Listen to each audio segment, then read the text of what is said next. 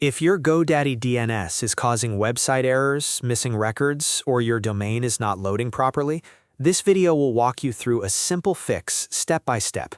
We're going to check the most common DNS settings, make sure your records are correct, and if needed, reset your name servers back to GoDaddy defaults.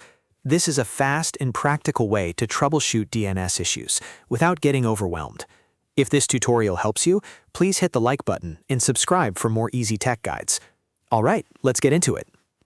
First, sign in to your GoDaddy account. Once you're logged in, go to My Products.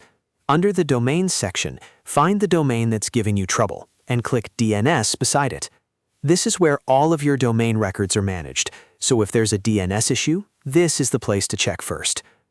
Now look for the most common problem, your website not loading.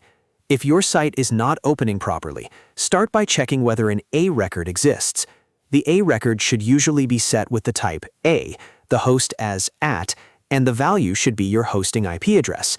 If that IP address is missing, incorrect, or pointing to the wrong server, your website may fail to load. So take a moment here and confirm that the value matches your current hosting setup. Next, make sure your www record exists as well. For this, you want a CNAME record. The type should be CNAME, the host should be www, and it should point to @ or to your domain name, depending on how your setup is configured.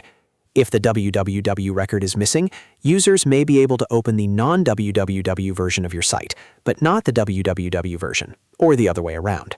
So this step is important if your domain is only partially working. If everything looks correct and you're still having DNS problems, the next step is to reset your name servers to GoDaddy default name servers. To do that, go back to My Products, then under Domains, click DNS again beside your domain. From there, go to the Nameservers tab. Click Change Name Servers, then select GoDaddy Name Servers.